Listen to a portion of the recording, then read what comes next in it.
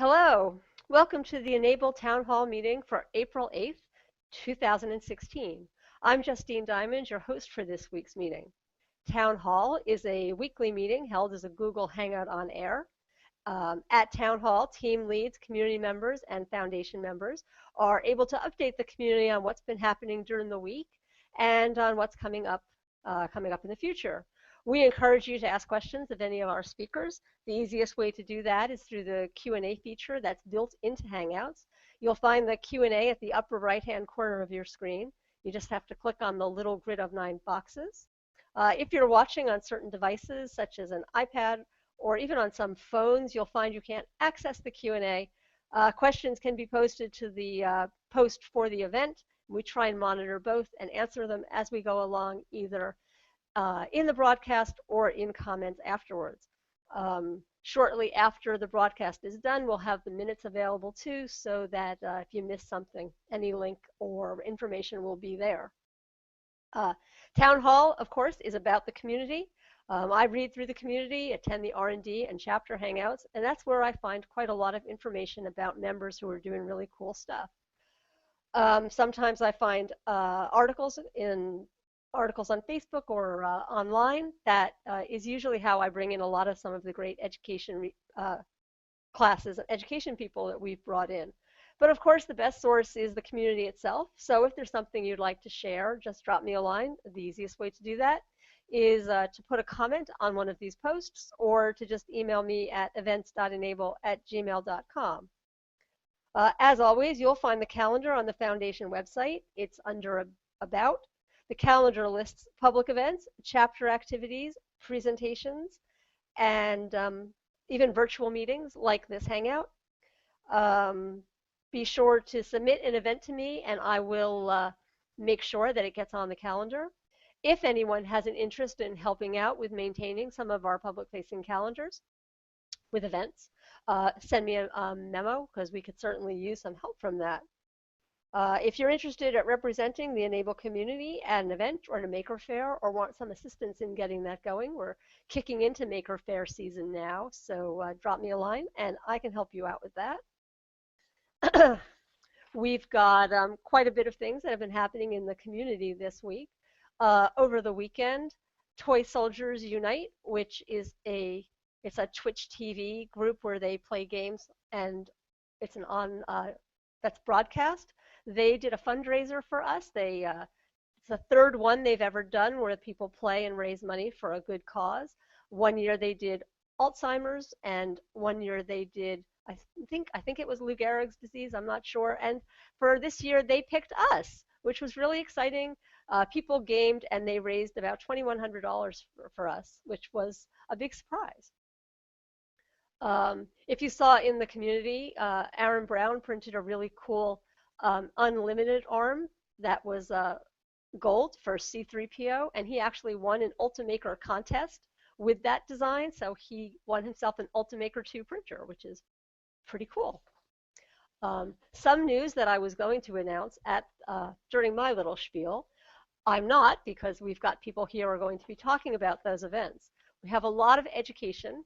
I'm going to start with Rich, who heads up our K through 12, and then I'm going to hand it over to our other educators who are here. So are you ready, Rich? I am. Thanks, Justine. My part is going to be really, really short. I definitely want to hear from our educators who have joined us today. So I did want to mention two things.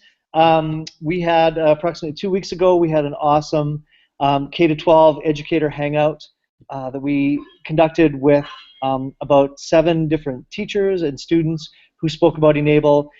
The video of that hangout that we did it actually resides now on our Google Plus community. I recommend any teachers that are out there that want to get a little information about what we do or the direction the different teachers are taking this in to access. We recorded it so you can view a little video of it. So that's something that we haven't talked about since it happened. And the other thing I wanted to mention was this week was sort of exciting. We hit 200 schools who have registered with our e-NABLE Educators Exchange.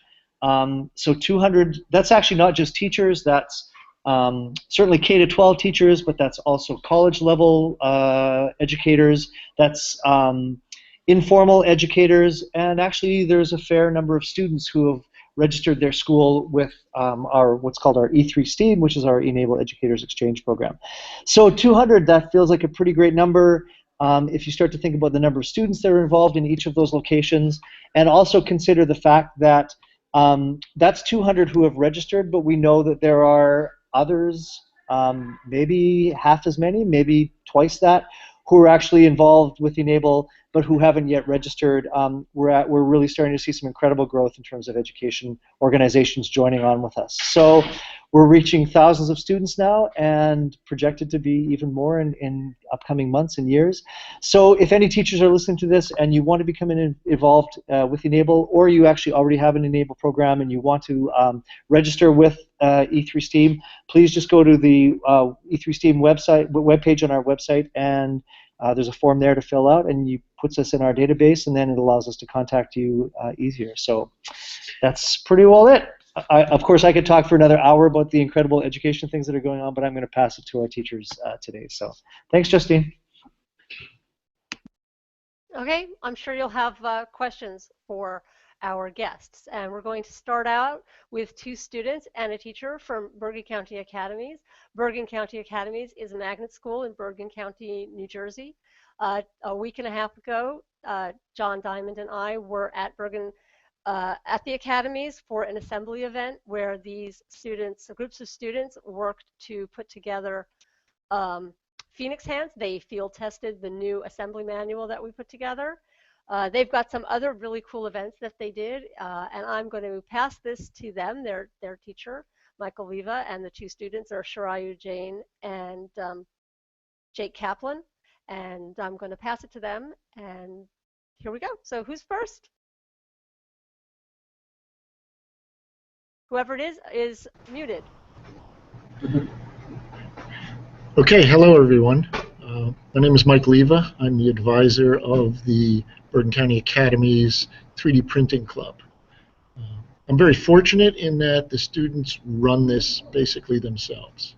So I tend to facilitate what they need. They made the initial contacts with e-NABLE, and it has grown now. I believe there's about 27 students involved in the club, with sort of a core of maybe 6 or 7 involved in the e-NABLE program. The principal is behind this, and I believe he is in Washington right now showing off some hands.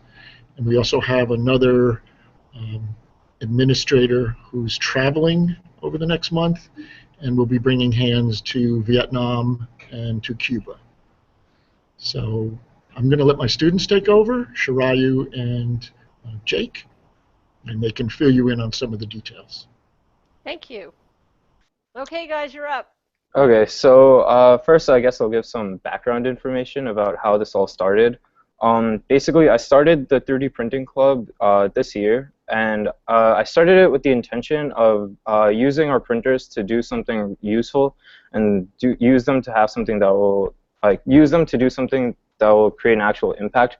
Because for the years before this club, we'd kind of just been using the printers in the Bergen Makerspace and at the academies for making basic prototypes for students' projects, and also just to print out like little pieces of art that we all print. But I found out about e-NABLE over the past summer, and I really wanted to get involved because I saw that these e-NABLE hands were actually being sent to people around the world. So at the beginning of this year, we basically just started printing a bunch of parts for the e-NABLE hands, and eventually I got Mr. Charneke involved, who Mr. Leva just mentioned.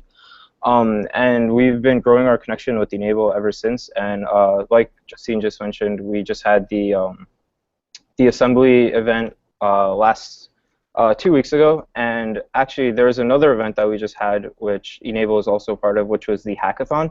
So Bergen County Academies runs our own hackathon called HackBCA. For those of you who don't know, hackathon is essentially just a 24-hour event where tinkers, makers, programmers, and DIY enthusiasts essentially just come to build or program an app in 24 hours, and then it gets judged, and there are prizes that are given out. So I was in charge of running all of the hardware for the event, organizing all the hardware for distribution, organizing the 3D printers so that the students could use them. And e-NABLE actually came to the event as well, and we displayed the 6 hands that we had made at the assembly event, and then Mr. and Mrs. Diamond also brought a few of their newer Phoenix hands as well to the event, and we showed them off. There's I think 600 students at Hack BCA, and they, for the most part, most of them came by and they're all really impressed with all the hands. They all tried them on.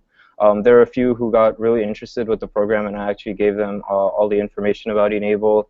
There were a lot of BCA students there as well, and they wanted to get more involved with the club. And a lot of the students there actually had many improvement ideas for the hands, including the one that's elbow actuated, and as well as the generic Phoenix hand as well.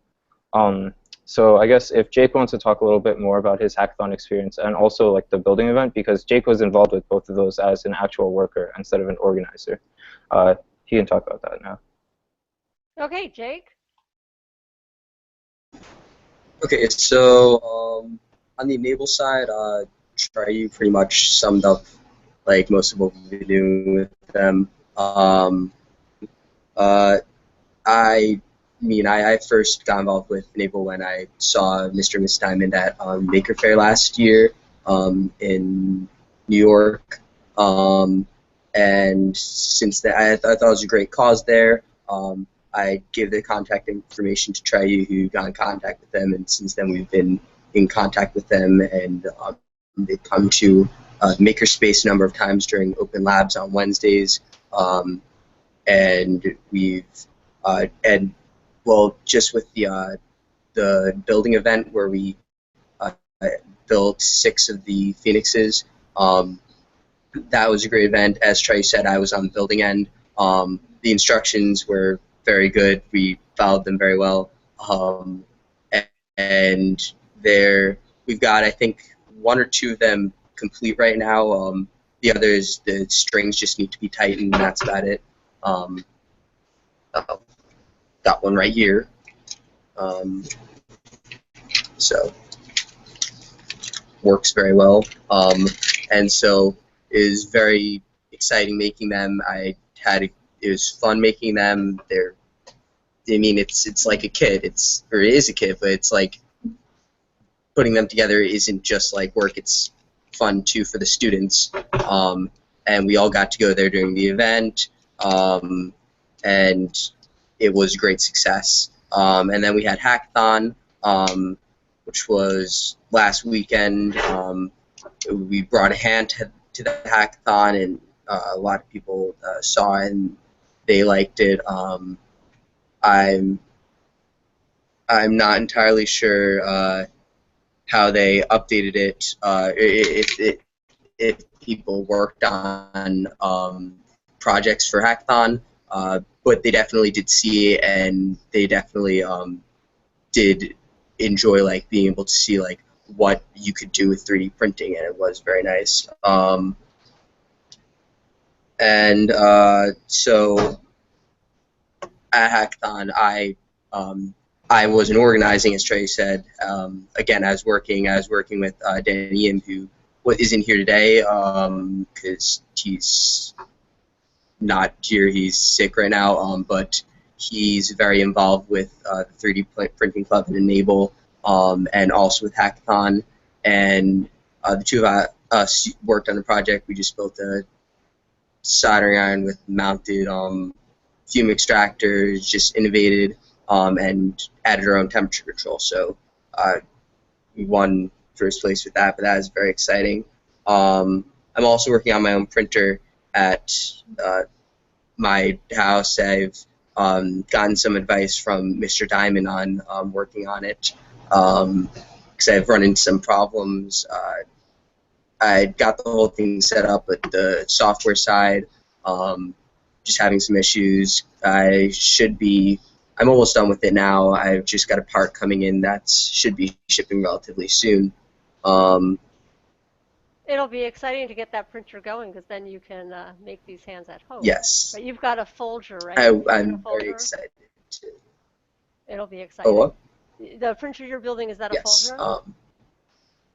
Yeah, so Mr. Diamond, No. you're doing a rep? Yeah. Okay. Um, Well, we so definitely yeah, certainly I want to would hear. love to be able to start. Right, and I would love to be able to start printing the hands. So. that'll be pretty cool. And we are definitely looking forward to hearing about some of the ideas you guys have for improvements. But and I believe too, Shirayu, there was a video done too, wasn't there? That we'll Yeah, I be guess getting I'll to. talk about that. Okay. Jake, Jake, could you just mute your? Okay, yeah. So yeah, we're actually missing two of our core members of the 3D Printing Club. As Jake mentioned, we're missing Danny Im, who's out sick, and then we're also missing Michelle Lee, who is also out sick today. But at the event that we ran, there were around 25 kids who showed up, and we recorded the entire 2-hour event that happened. And Michelle Lee, actually, she edited all of the footage down to about 2.5 minutes, and our principal of the school is actually going to be taking that video to the White House because he's the president of NCSSS, which is essentially a high school STEM organization across the country. It incorporates around, I think, 200 to 300 high schools, and he's basically using the video that Michelle edited as an example of what high schools should be doing as STEM, like in like STEM programs within their school. And he's going to be running the meeting. He's talking a lot about how e-NABLE itself is like a great example of what students can use with 3D printers and what engineers can do in a makerspace environment. I think it's like really cool that it's gotten this far like really quickly, and it's only getting like our connection with e-NABLE is only getting bigger and bigger because, as we mentioned before, Mr. Tronicky now just took e-NABLE hands with him to all around the world, and we hope to continue doing that next year as well because next year I won't be president of the 3D Printing Club. Unfortunately, I won't be here on Wednesdays because of BCA schedule, but Jake will actually be taking over next year, and I know he wants to run a lot of workshops again next year. He wants to, you know, further expand the connection with e-NABLE because we only got so involved a few months ago, actually. So I expect like Jake to carry the club very far next year, and I guess if Mr. Leva wants to talk a little bit more about Mr. Davis's travels and as well as Mr. Tronicky's visits to the different countries, because I believe he knows a little bit more about it than I do, that would be great.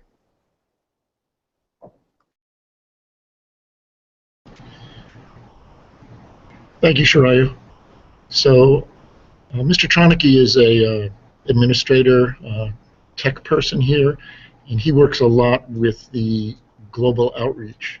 So he's visiting places in Vietnam and Cuba over the next couple of weeks, I guess. So the e-NABLE program is something that they're going to showcase as a method of STEM education that involves, community outreach. 3D printing is sort of in my mind, the technology looking for a good application. This is an excellent application of that. Mr. Davis, the principal, who's also head of the NCSS Association, is bringing the hand and the video to Washington, again, as an example of bringing the students' education to life, a great example of application of a new STEM technology. I'd be happy to answer any questions on that if I could. I'm sorry that we've lost Rich because I'm sure he would have some questions, but he might be coming back. So if you could hang around for a while, it might be that he'll be back. And in the meanwhile, just to explain, because people probably don't know, the reason that Shirayu won't be in school on Wednesday because of the schedule at BCA is because BCA has this really wonderful program where seniors in their senior year, seniors on Wednesdays, that day is spent at internships. So they get some really cool stuff and really cool experience. And it's all day on Wednesday. So he will not be at school on Wednesday. And now we're going to sort of take a different track with education. And I'm going to pass this over to Heather, who is taking e-NABLE into her classroom in a very different way from what we see at BCA, but every bit as valuable and absolutely fascinating. She's also just beginning with this program, so she's got a much steeper learning curve than she's got a much steeper learning curve. Ah, Rich is back. Rich, before I pass this over to Heather, do you have some questions for the BCA people? I'm sure I will. I've been being bumped off the call, Right. so I've actually missed most of their calls. So I'm going to check out their video and shoot them some email questions. Okay, sounds good. Okay, Heather, I'm going to pass this over to you. Hi, yeah, so that intro is actually really accurate. My learning curve is huge because I am not coming from this as much as I love science and I love STEM. I'm actually a language arts teacher, and so this is one of those examples where the beauty of the product and the heart of the project is really what's driving us to learn this technology. My Board of Education, we're actually presenting to them on Tuesday because a lot of them are like, what are we doing? Why are we doing this? Is this just a fad technology? So, and obviously our take on it is that no, it is not. So actually I come to this from the total layman's point of view, meaning I have never turned upon a printer, but I want to be a part of this. I want my students to be a part of this. How do we do it? And so what I'm going to speak a little bit about today is the grit and persistence it takes to learn 3D printing, as well as to specifically apply it to e-NABLE and to kind of see where this has all gone for us and where maybe our next steps are. So our 3D printer, it almost feels a little like you're learning a new language and you're living in a new country and you didn't know the language, and they say that like you're miserable for 3 months, and then after the 3-month mark you magically start to absorb the language somehow, and that's a little of what's going on right now. We're in that 3-month mark and all of a sudden we understand, oh, a z-axis is really important, or we're understanding the acronyms a little more, and it really kind of just magically hits. So my first message here is stick with it, stick with it, stick with it, and just don't pull your hair out. It'll work. However, failure's a part of it, and you kind of have to embrace the maker movement and fail a lot. So for instance, our first hand, and I'm going to put this, is like dangerous for children to touch, right? It's like, like literally my kids pick it up and they're like, ah, and they come away like bleeding. But having said that, we're finally at building our first hand. We haven't put the hardware on yet, but like it's actually happening. That's fabulous. Thank you. This one was a good hand, except we can't seem to get the pin in, and so we're gonna have to get other tools like raspers, right, and like metal files, because remember, this isn't a maker space; it's a language arts room, and every time I was hang on one second, Heather. John, do you have a suggestion? The plier. John Diamond, you're muted. Do you have a suggestion? Not particularly at the moment. Okay. No. I do. Okay. My next. Go ahead, Peter. You can get a set of jeweler's files. Give me 10 seconds. Jeweler's file. Thank you. I go to my favorite toy shop, the local tool store, and you can get the little sets of, they're sometimes referred to as rat tail files. Rat tail files? This is a language I don't know. What was that? But little files about 4 inches long, which are very good for cleaning up various aspects of the PLA once it's been printed. Peter Graven points out, Heather, in our Q&A, that he drills them out. I've seen that. I've seen that. Again, even I can't hang a picture level, so like even touching a drill is a little freaky for me, but I'm working on it. I'm working on it. I have to, because this one I try to put the pin in and it continuously like lifted up the middle finger, and I was like, I can't have that, so plug that out. So we're learning from a place of literally like how do we avoid flipped layers in our prints? How do we, kind of come, this is rough still. So but it's project-based learning. Needle file sets. Thank you. Awesome. Thank you, Peter. Yeah. These come in several different shapes. This one was way too expensive. I got it in Germany. This one was like $5. So, we like that one. Okay, cool. And they, they're small enough that you can use them to ream out. This one's the rat tail version, and you can use that to ream out the proximal. But also, metaphor. I get it now. Okay. If you've got a channel here with some noodles inside, you can sort of break up the noodles in there. Noodles. See, this is the stuff. People will send me discussion threads. You STEM people, they will send me discussion threads like, oh, here's a discussion thread from 2003 that has the answer you need.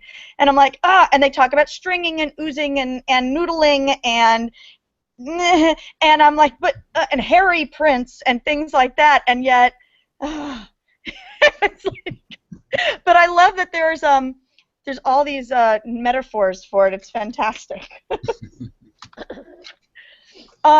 Let's see what else I can say. So a lot of it for us has been about just how do we learn the printer. But the really miraculous thing about e-NABLE and about the community is, number one, how embracing you guys have been, and number two, how helpful you've been. And the goal really helps propel far more than any other. There's no worksheet that would drive a kid to be at this persistent. So it's really an amazing goal to shoot for. We have not sent our test print. I'm assuming this one will end up being the test print that we send eventually when we've got everything done. They are back ordered for the Raptor Reloaded kit right now, just to kind of inform the people that might be listening. But we do have that ordered, and hopefully we'll get here in a couple weeks, and then you'll be hearing from us again. In terms of the 3D printing in general, again, it's been something that that really has motivated the kids, even watching the hands print. So we're doing an invention convention. I'm running it with about 600 kids this year. We have a school of about 1,300, and we've got kids that are trying to combine 3D printing with the 3D printing pens. Like, here's a button a little girl made that I just totally probably broke. No, I didn't. And it's just amazing to kind of see what's starting to happen just by having these tools in our possession and inspiring the kids to just think in a different way. I had a teacher approach me and say, his dad's a veteran. Is there something we're going to be able to maybe do for him? I mean, this thing is. It's huge, the potential of it, and as soon as we can really nail down the technology, I think the hearts of these kids will really propel us the rest of the way. And I really appreciate the support that I've been getting. So expect our test hand really soon. And then from there, because we've got 5 printers, the goal is then to have other schools in the district start to assemble the hands that we print, so it's not just this island that gets to participate in this. We want to start to provide the prints for other schools as well. Oh, that's fabulous. I learned that from your hangout. I was like, oh, brilliant. Oh, of course. And Aaron Brown points out in our Q&A, he goes, my philosophy for teaching 3D printing students. I think, Heather, you'll appreciate this. Learn a lot today. A lot, which is at least one thing. That is exactly right. Again, we've had some people. We finally kind of found some people that came in, from Matter Hackers, right? Which was the vendors who sold us the things. It's amazing. They haven't stopped supporting us, which I really appreciate. And they came in to kind of help us calibrate and to really talk us through things. So we learned a lot about not just why this is the button to press to make something happen, but they started talking to us a little bit about what was happening inside the machine to get us to understand it, so that it isn't just this magic voodoo thing that makes a hand. You know what I mean? So that helped a lot to understand the technology on the back end, and not just from the kind of more shallow end that a lot of people like me tend to learn about, right? When I click a click key, that appears on the screen. Well, now I have an understanding a little more as to what's happening to make that happen.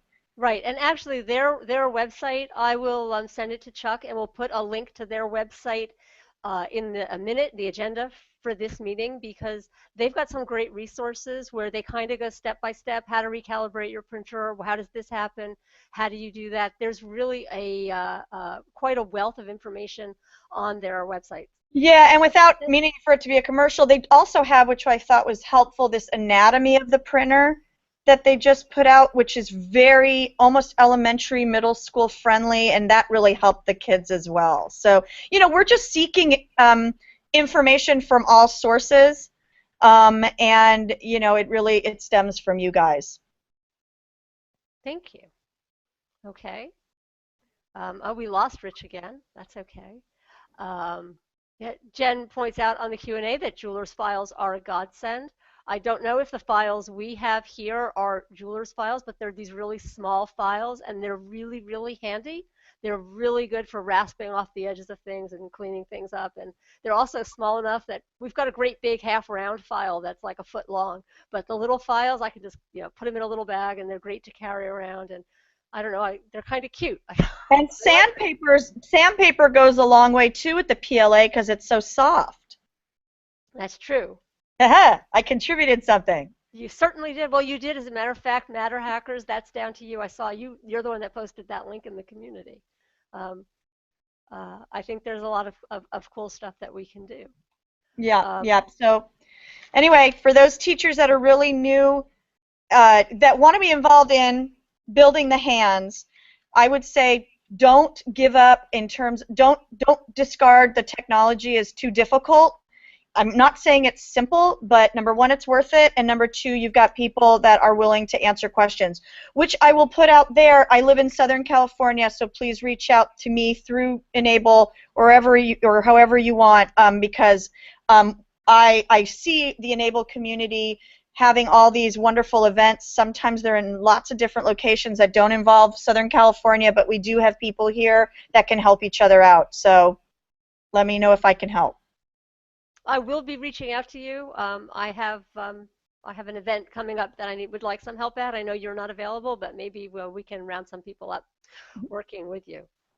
Could I add some more about Sure. the printers and the fixing prints? Sure, you can.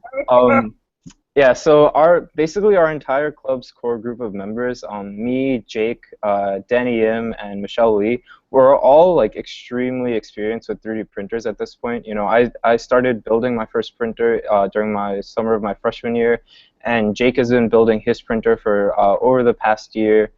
Danny Yim has now just finished building his Folgertech, and Michelle Lee has built a few printer bots already.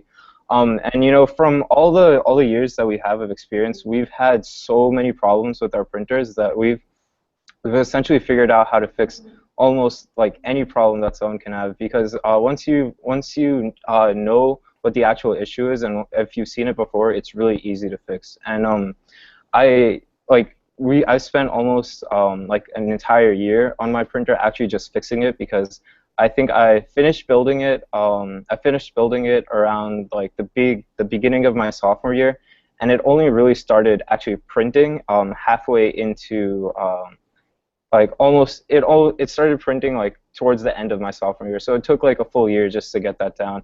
And in that year, we learned a lot about 3D printers, and we're actually planning on using a lot of that knowledge in the future. So like over the summer this year, me, Jake, Danny, and Michelle will actually be running classes to teach adults or to teach children how to actually build their own 3D printer and how to troubleshoot it properly, how to fix any problems you might have with it. And I think resources like that, hearing from people who are already experienced with 3D printers, it can help a lot of beginners who don't know much about the actual like technology.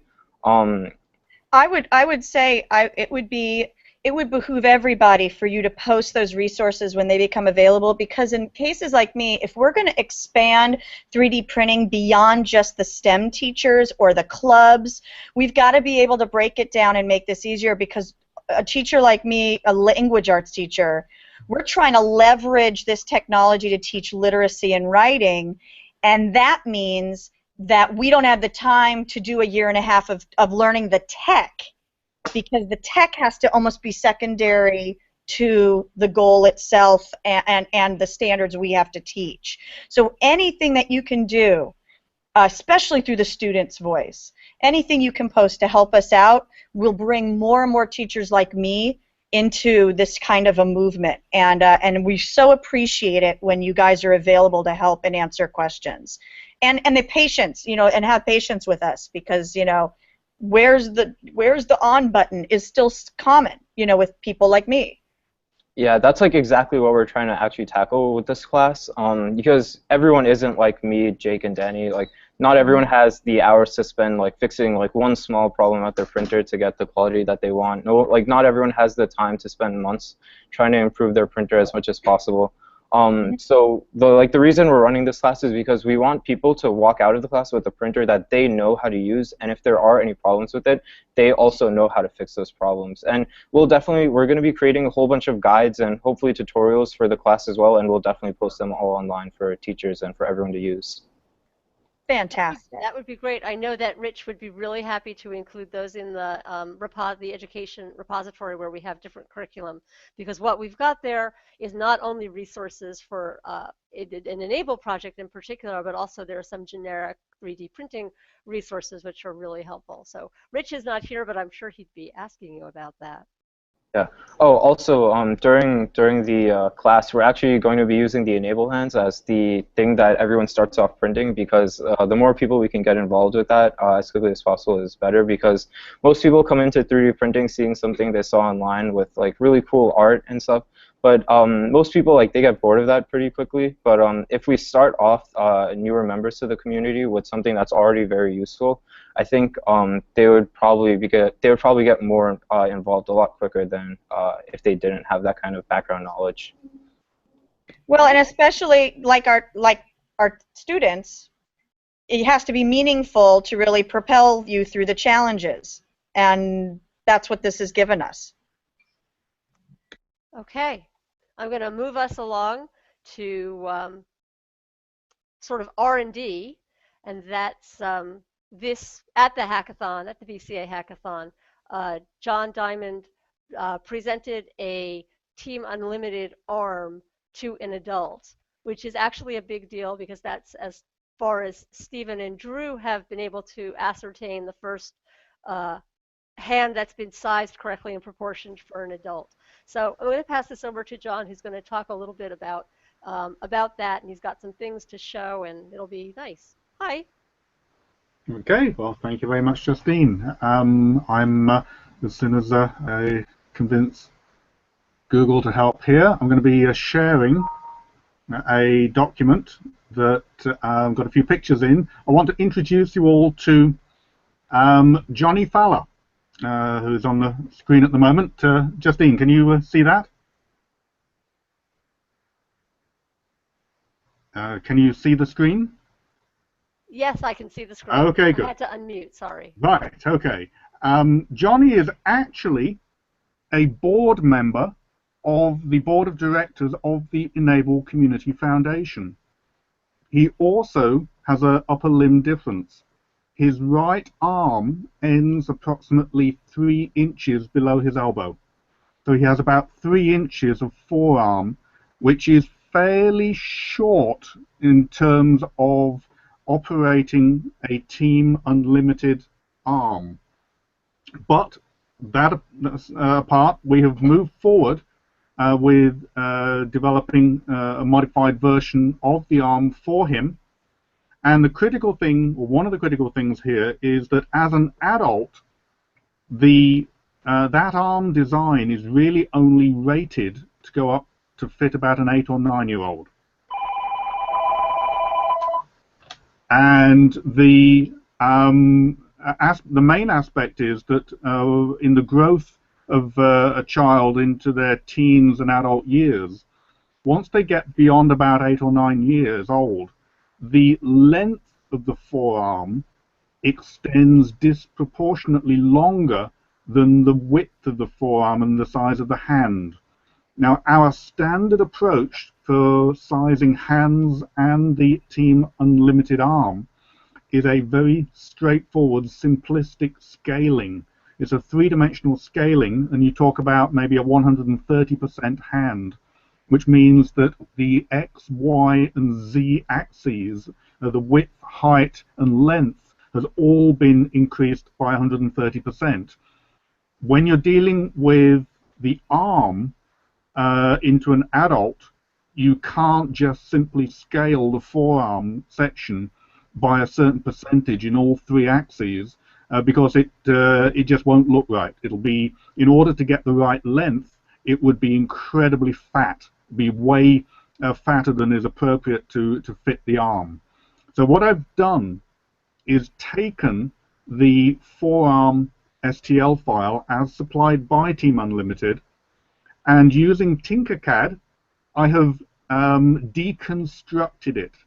I cut it into three pieces, and then the two ends, which have got the connectors for the elbow and the connector to hold on the palm, were scaled, in Johnny's case, up to 140% in all three dimensions, because we concluded, after measuring his real hand, in fact offering up some sample hands to match his left hand, that 140% hand, a Phoenix hand, would be approximately the same size as his left hand. We then tried on a variety of different cuff sizes on his upper arm and concluded that 140% cuff would also fit, and that makes my life a lot easier. If you've got the same scale factor on the hand and the cuff, it means that when you come to work on the forearm, the two end pieces that join on to the palm and join on to the elbow, I simply scaled those end pieces up to 140%. And I then took the middle piece of the three sections that have been chopped up using Tinkercad. I first of all scaled that to 140% in all three dimensions, but then stretched it to actually fit the actual measurement of his elbow to his wrist. And therefore, that middle section was elongated without elongating the end sections, which meant we got proper circular connectors to put the pins in to go into the wrist and the elbow. That's the short part of the story. What I will show you now, first of all, this is a quick view of that hackathon that was going on last Saturday at BCA. A phenomenal number of students with a phenomenal amount of effort going in to developing software and various other aspects of hardware, electronics, you name it. It was a hive of activity for 24 hours. Unbelievable. But just looking at the arm, the overall arm involving that forearm, if you've ever seen a picture of the child's size of unlimited arm, that forearm would be much shorter. So this one is much more elongated. I've removed several of the Velcro slots because he only actually needs one Velcro slot up near the elbow, and I'm putting a 1.5 inch wide strap of Velcro on to get maximum leverage from his small amount of vestigial forearm. And the overall effect, it actually worked. So the first prototype, he was able to strap on a couple of minor tweaks with the screws on the cuff to get the tensions right, going down to the hand, and it was all working. You will notice here the hand has only got 2 tendons going into the wrist. That's because, and I've also only got 2 pins on the cuff. I've modified the tensioner block, which the standard design has 3 pins. This only has 2. That's because I've embedded a whipple tree to distribute the forces to the fingers. I'll get the picture of that in a moment. I've put the whipple tree into the palm itself, which means that instead of it relying upon the tendons sliding through a whole heap of friction up and down the forearm and through the cuff, all of the sliding is done within the whipple tree, within the palm, which is balancing the force evenly between the 4 fingers, which means there's one tendon pulling all 4 fingers and another tendon just pulling the thumb. That's why there's only 2 adjusters on the cuff. But the end result was a working unit. Now, just going back to the forearm, once I'd finished, I ended up with a forearm that's 12 inches long. That's too long for my printer. Let's face it, it's too long for almost everybody's domestic grade printers. So I've chopped the forearm into two pieces and created a finger joint, not to be confused with the fingers on the palm itself, different sort of finger. We're talking woodworking technology here. It's a combination finger and dovetail joint that joins the two sections together firmly, and then I've stuck it together with super glue, and that gave a very secure joint. That was left for a day to cure fully, and then I went ahead and thermoformed it in the ordinary manner, and the whole finger joint bent along with everything else as though it were just part of one consistent print. So using a standard printer, and in fact all of this was printed on a printer with an 8-inch square print bed, I was able to print every component for the arm, including the forearm. And the end result, as we said, was a working unit. Just a very quick note, the one problem that Johnny did find was that given that he only had about 3 inches of vestigial forearm, his elbow was starting to pop out of the bit here near the cuff. It slightly protruded as he was operating the arm, so he wasn't getting full leverage on the forearm. So for that reason, I've modified the forearm, produced a new version that we're going to fit tomorrow that has a bulge on the end of the print here. So instead of bulging towards the hand, it bulges towards the cuff. So it shouldn't interfere with anything, but it means that there will be a strong surface that will, with foam, be behind his elbow, and he'll be able to get optimal leverage from that 3-inch vestigial forearm. So you can use the unlimited arm for an adult, provided you are prepared to go through a redesign and careful stretching exercise on the forearm section. And that was about all I was going to say today. Okay, thank you very much. I'm looking forward to seeing how this works tomorrow, and we will update and post some pictures tomorrow depending on how that fitting goes. Did anybody have any questions for John? Nope. Okay. Well, we're just about at the end of an hour. Next week, Town Hall will be on spring break, and we will return the week after that on the 22nd. We already have some really good education guests. I guess I have a bias for education in Town Hall, but we've got some education guests coming in. They're already scheduled, and we will see you then. And until then, happy printing. Thank you very much, and bye-bye.